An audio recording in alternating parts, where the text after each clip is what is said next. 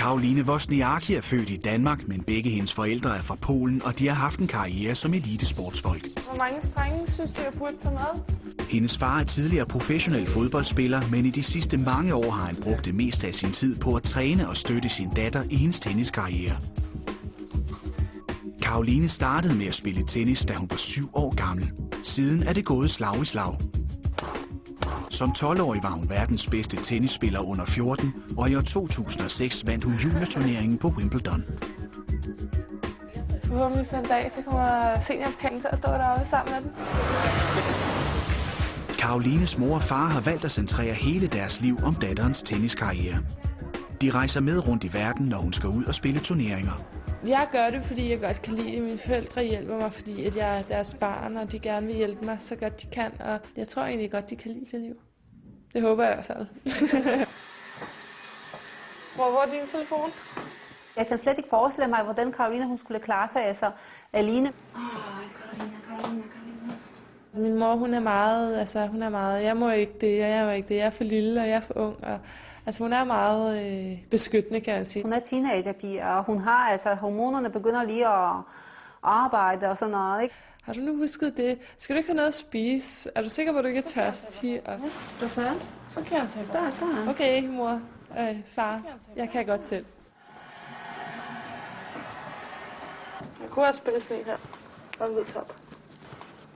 Carolina, det er selvfølgelig meget vigtig person i vores familie. Men jeg har også min søn, som er også meget vigtig til mig. Min mor og søster og det der. Og jeg har også min kone, som er også meget vigtig. Det er svært at bestemme sig. Så helt klart, det er meget svært, at du skal koncentrere 99% kun til en. Jeg vælger kjolen. Så en gang imellem, du er selvtræt med det hele. På en måde så var det vores skyld, at hun valgte tennis. Det er os, der startede det hele. Derfor så er det vores opgave som forældrene at hjælpe hende med det.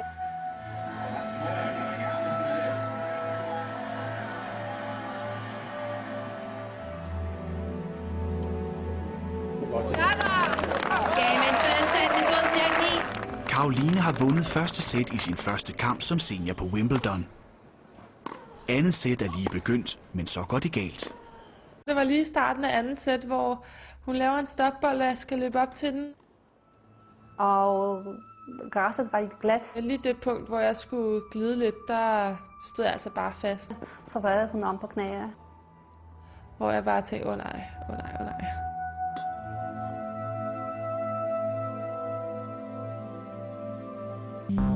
På Wimbledon bane 17 er tenniskampen stoppet i starten af andet sæt. Caroline Wozniacki er vredet om på knæet. Helt ærligt, jeg var meget bange. Lige i starten gjorde det virkelig ondt. Jeg så hendes øjne, at hun var også nervøs. At der måske er noget galt med korsbåndet, eller senerne ved knæet, eller et eller andet, så man bliver skadet i lang tid også. Og hendes drøm den samme dag, så det bliver den første og sidste. Det vil næsten ikke være til at bære. Jeg har mest lyst til at løbe hen til hende og snakke med hende. Det har været pinligt. Ej, det ved jeg ikke. Ej, det har nok ikke været pinligt, jeg tror. Jeg ved det ikke. Det er mit barn, det er ikke tennisspiller, fordi jeg kigger på Caroline ikke som tennisspiller, men jeg kigger på Caroline som min datter. Der var jo vagter ved indgangen og sådan noget, så jeg tror ikke, hun ville få lov til at komme ind, selvom hun gerne ville. Men heldigvis, der kom en læge. You feel completely stable and it's not painful, then you're fine. Okay, så er der ikke sket noget alvorligt. Så tænker jeg på, om hun er så skadet, at hun ikke kan gennemføre kampen. Jeg tænkte bare på, at jeg skulle kæmpe hver bold, tage bold for bold. Og et godt spillet af Caroline, det der. Det har virkelig kæmpet om boldene. På Wimbledon kæmper den 16-årige Caroline Wozniacki for at vinde efter sit styrt. Hun er tilbage i kampen, tilbage i andet sæt. Nu vidste jeg, at nu var jeg tættere og tættere på at vinde kampen. Så begynder serven igen at have voldproblemer. Så bliver man jo også lidt nervøs, fordi nu er man tæt på, ikke? Og alligevel langt fra. Og... Ja, nu skal hun altså lige stramme grebet igen. Efter 1 time og 42 minutters spil bliver kampen afgjort. Det er altså et stort øjeblik. Og så var den der på sin 3. matchbold. spiller hun så videre i Wimbledon. Må ikke, at hun virkelig jubler indvendigt. Caroline Wozniacki tager første skridt videre i de voksnes turnering. Jeg var bare lykkelig over, at jeg havde vundet. Jeg havde nok bevist, at jeg havde fortjent det wildcard. Så tænkte jeg, ja, det er den første kamp i den store turnering, altså hun vandt. De var glade, og jeg kunne se, at de var sådan lettede, kan man sige, også på mine vegne. Og jeg var bare stolt af min datter. Det må jeg nok sige.